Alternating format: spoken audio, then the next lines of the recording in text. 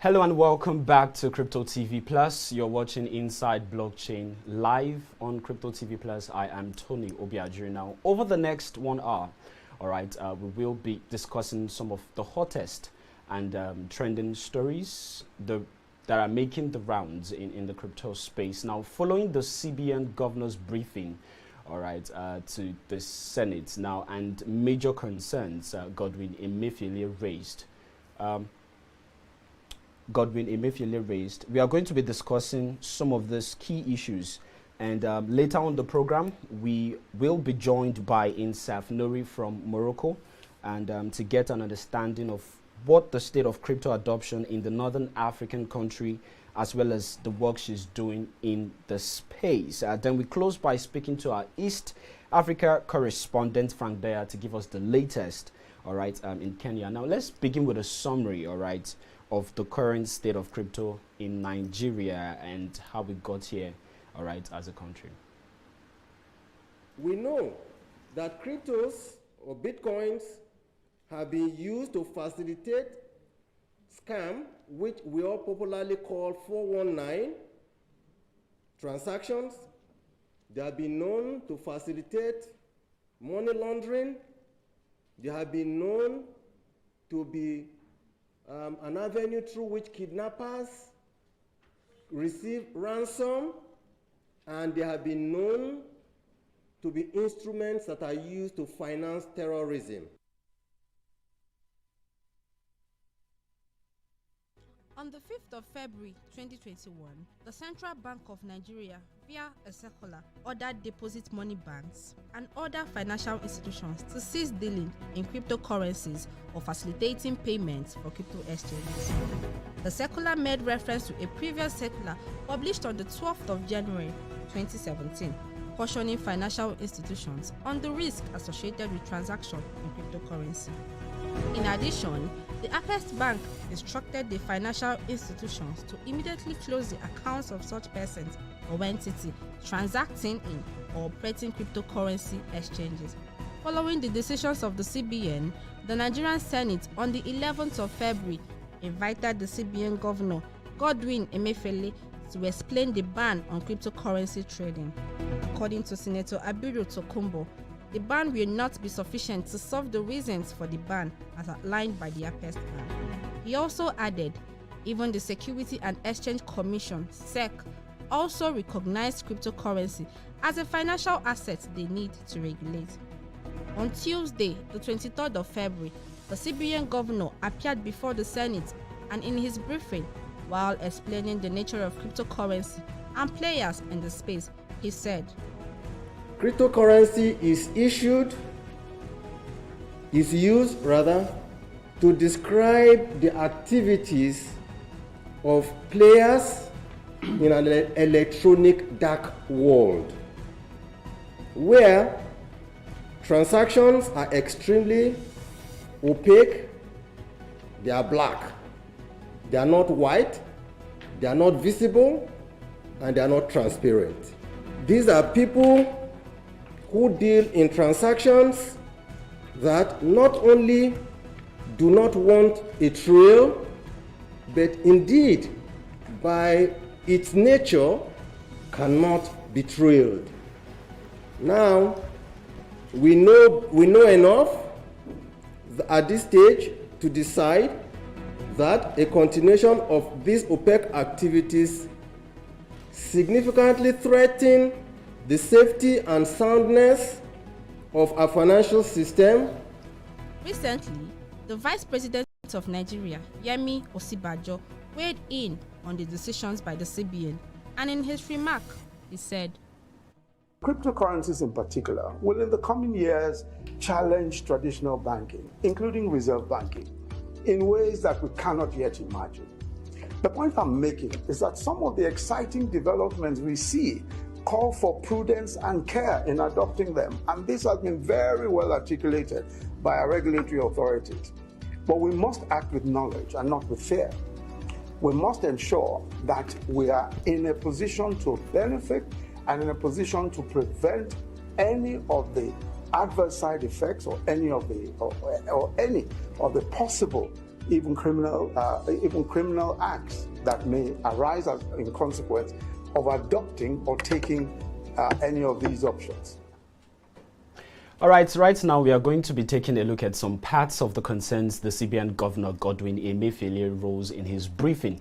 All right, bordering on questions around security, traceability, transparency, and even trust. I am now joined by two gentlemen who are proven industry experts and also stakeholders, and I'm referring to Mr. Adedeji Owownibi as well as Mr. Seun Dania. Now, the question is, why Adedeji and Seun? Well, Adedeji is a forensic investigation practitioner and certified blockchain and cryptocurrency forensic investigator, all right, with more than 15 years of experience across few banks within the Nigerian financial sector and educator in corporate workplace settings.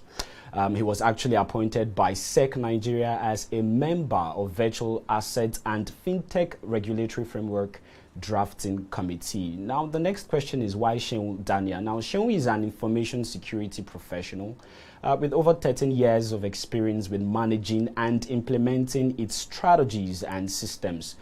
He has worked and served clients in various industries ranging from oil and gas, maritime, logistics, education, government, agriculture, and so on. And he is currently the Chief Executive Officer, all right, at Trade Father Nigeria Limited, which is a digital assets trading company. Now, they both join us on Skype from Lagos, Nigeria. Mr. Adedeji, let me begin with you before I bring in Seun into, all right, the conversation. Here, the CBN governor, right, says cryptocurrency is used to describe the activities of players in an electronic dark world, right, where transactions are extremely opaque. Now, they are black, they are not white, they are not visible, and also they are not transparent. Mr. Adedeji, can you tell us this is true about cryptocurrency and transactions done using it, and why?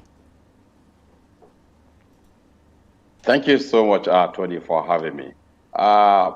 For me, it is a very disturbing position that the central bank has taken. The central bank, I believe, with the response we have just got, are still living in the past. Don't forget that if you are within this space, the whole hullabaloo about cryptocurrency came to fruition and came to limelight in the world of criminality, dating back to Silk Road. And that makes it very, very, very popular. And Silk Road, of course, is a dark web, like you said. Is a darknet market. And when the U.S. government busted that Silk Road, it became very, very popular that, okay, that is what that is used, for.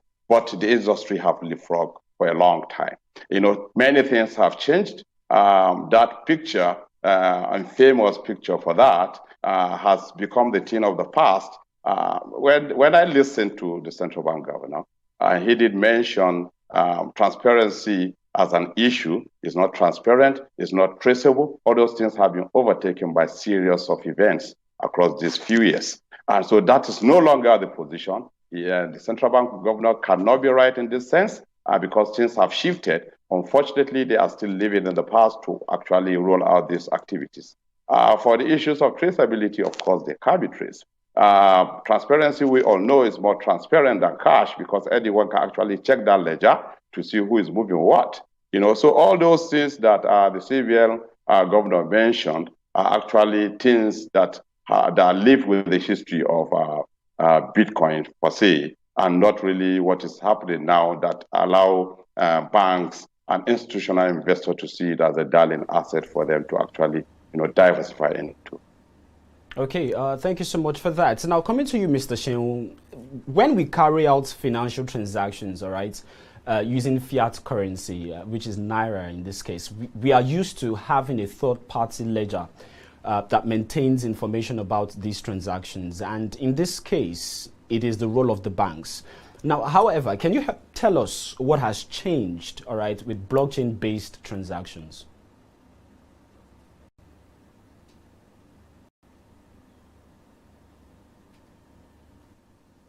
Mr. Seun, did you get the question?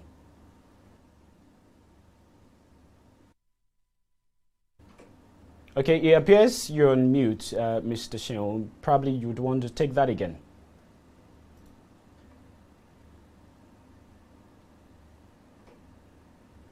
Okay, I can't seem to hear Mr. Seun at this point, so while we are just trying to establish connection with him again, let me come back to you, Mr. Adedeji. The concern of security was actually raised, even national security for that matter. We can see this when the CBN governor mentioned that these opaque activities, significantly threaten the safety and soundness of the Nigerian financial system. He talked about cryptos, Bitcoin especially, being used to facilitate scam, money laundering, and means kidnappers receive ransoms, and instruments, used to finance terrorism. Do we have available tools, or solutions created to help point out, and track bad actors within the crypto space? Absolutely, Tony. Just like I mentioned earlier, the industry have leapfrogged. The industry have moved. A lot of things are happening within the industry. This, everything the CBN governor mentioned are actually issues of concern in the last 10 years. But there a lot of companies, a lot of researchers have moved to research ways where those fears can be allayed. For instance, as you may know, I'm Chain Analysis African investigator partner. And recently, Chain Analysis released an industry report that shows the state of cryptocurrency crimes around the world. And what we noticed from that report is that just 2.1% of all cryptocurrency transactions are actually connected to illicit activities like the central bank governor mentioned. That just represents just 21.4 billion worth of transfers that are connected to illicit activity. So, and this same thing dropped, as a matter of fact, from 2019. 2020, we have, as a matter of fact, very, very insignificant percentage, around 0.34% of activities going to those dark world and those illicit activities and scams that he mentioned. So this is as a result of the criminals themselves knowing that currently there are industry tools that can actually track their activities that will make their activities visible. And this is not very, very new. I'm amazed that the central bank position is what it is today. If you date back to 2013, for countries that are very, very serious in tackling issues around this criminality, the FBI tracked down Silk Road, like I just said, in 2013, and they confiscated over 144,000 Bitcoin. How did they do that? They know. They are keeping tab on it. As at that time, there are technology not as mature as we do have it now. So today, we have technologies that can actually show you who is doing what within the cryptocurrency space, who is a fraudster, and who is doing things in the dark web. For instance, the recent report that I was telling you about, itemize all the places within those percentages I mentioned to you. Which portion actually goes to the darknet, which portion actually goes to ransomware, which portion actually is connected with sanctions, which portion is actually used for terror financing, which portion of this percentage is actually scam. And this is made possible by the available tool that I believe the central bank should be able to say this whole thing like the vice president have advised them, because this whole thing is happening. If at my little corner, I can give you the pictures of what is being what, and I expect the central bank should do much more than that. So they are not right. There are tools, there are industry tools for the banks, there are industry tools for the exchanges, there are industry tools for investigators, the law enforcement, and there are industry tools for regulators like the central bank. Yeah. And I believe they should cut their teeth around this and make sure they stay on top of this and not get scared of this technology. Mr. Adedeji, these tools that you've talked about, are they provided by the blockchain technology itself? They are provided by reputable companies that have researched, like my partners that I just told you of, a $1 billion company.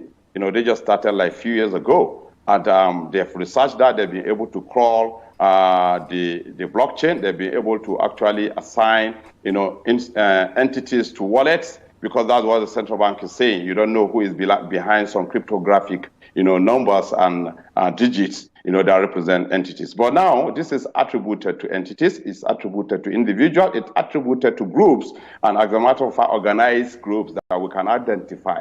So right away on my desk, I can identify that the transaction is actually coming from a scam. I can identify that the transaction is actually coming from the dark web that the central bank is scared of. I can identify that this is coming from an organized crime or even a terror financing group, because we'll be able to attribute wallets around the world to make sure the activities that are done are trailed. And I can also be able to track it down that when there's a movement, I'm notified. This is at my own little corner. So that's why it is unacceptable for the central bank of the whole country like Nigeria to take the position they have taken, because the world has moved. Okay, thank you. Now, let me just have a talk down with Mr. Seun. Mr. Seun, if you can hear me, I was talking about the issue of the concept, rather, of a trustless system with, let's say, blockchain-based transactions. And I asked you, and I told you, when we carry out financial transactions using fiat currency, which in this case we can point out as Naira, we are used to having a third-party ledger that maintains this information. And in this case, this is actually the role of the banks. However, can you tell us what has changed, all right, with blockchain-based transactions? Hi, good morning, everyone. Sorry, I was having some technical difficulties.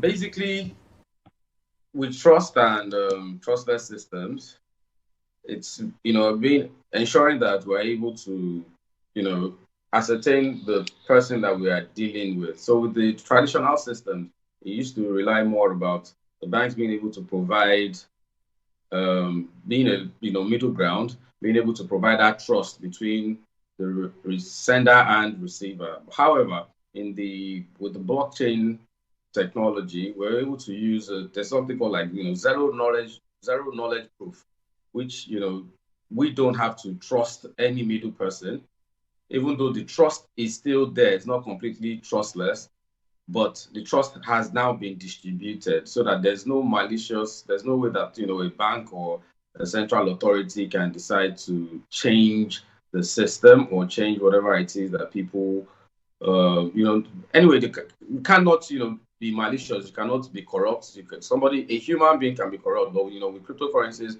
right now, the trust is now put in mathematics. It's distributed to millions of people all around the world who are solving mathematical computations to decrypt the encrypted transactions.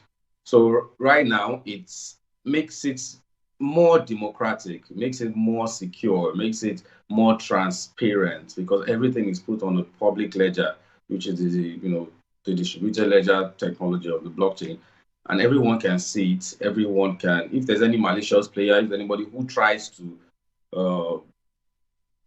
change whatever it is, the person will be kicked out, because now the system is more secure. So it's a change, and that's the way the world is going towards. We are all adopting democracy everywhere because we believe that democracy is the way to go. Democracy is what gives power to the people. Democracy is supposed to be what helps nations to develop. And blockchain technology is democratic. It's 100% democratic. And we as a country, we need to get that right, because we're embracing democracy, although our government doesn't really seem to like that concept. But yeah, everybody's kind of trying to do it. But blockchain technology is here to stay, and it is going to change the way the financial systems work. So definitely people have to, understand that and get going with it. Okay, great. You talked about the fact that it is now more democratic, right? You mentioned public ledger. It is a public ledger. It's something that everyone can participate in and everyone can see what is going on. Unlike the banks, for example, where they are actually the one in the middle of this and making sure that these transactions happen, be it financial transactions or whatever transactions. But with the blockchain technology, if I understood what you said, you're saying that it provides the possibility for everyone to be involved, all right, with what's going on. Is that the case exactly, that everyone can be able to, have a say in this case, rather than, the traditional, or what is obtainable in the traditional system? Oh, yes, definitely. So with blockchain technologies, it allows people to transact between each other without having to know that person. You know, in traditional systems, you want to know the person. I want to know your name. You know, Seun wants to know Tony. Seun wants to know the identity of Tony before I do any transactions with Tony. And that's what the traditional systems do. They get your, you know, they want to know you. They want to, you do all, you know, all that. You get all that information right. But of course, with finances, we understand that people, when people want to, you know, do any business that has to do with money, it's essential that you know these people. But blockchain technology makes it simple, right? Because people do not I no longer have to know who I am transacting with or the other, and my privacy is intact. Your privacy is intact. All that's required is, you know, an address that I can make a transaction, that I send money to, and immediately I send that money or whatever, you know, cryptocurrency that I send, you are able to track it immediately. So it's no longer a case where you need to call your bank or you need to send someone a screenshot to say, oh, well, I made this transaction or I've sent this money. And then the person, you keep calling your bank every day to ask, oh, yeah, what's the update on this? What's the update on this? No, now everything's available publicly. So when people make transactions on the blockchain, it makes it simpler, it makes it faster, makes it more seamless. However, you know, we transfer this value and the people are able to get the value at the same time. The human beings are subject to corruption, subject to different, you know, malicious practices. And we have now decided to put all of this in computers and through mathematics. So yes, it is extremely democratic. There are 1,000,001 people all over the world who cannot connive because they don't even know. Nobody knows who's going to solve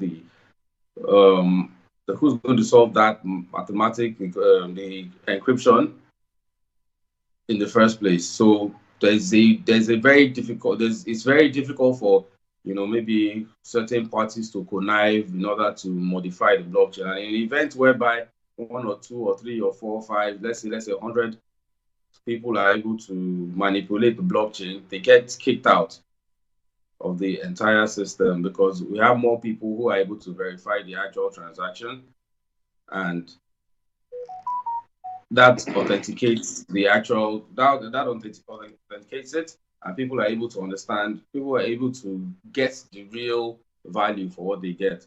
Okay. And everybody can participate. You know, blockchain was actually designed until maybe, of course, there are a few limitations and a few issues around Bitcoin particularly, because blockchain is designed for you to be able to have a node. Everybody should be able to have a node and be a player. And everybody still can, you know, even with a little as a Raspberry Pi, you know, and a little hard disk, you can actually have your own blockchain node where you participate and, you know, process transactions on people, for everybody. So normally we can still be able to, you can have a node on your computer, you can have a node on your phone, you can have a node. So it is available for everybody. Like Bitcoin Core is available publicly. Everybody can download and actually see what everyone is doing. And of course, like Mr. Adedeji said, you know, with tools like Chainalysis, you can actually tag bad transactions. This way, everybody is safe. There's no technology that's 100%, but of course, blockchain technology goes way above 90% in terms of security, transparency.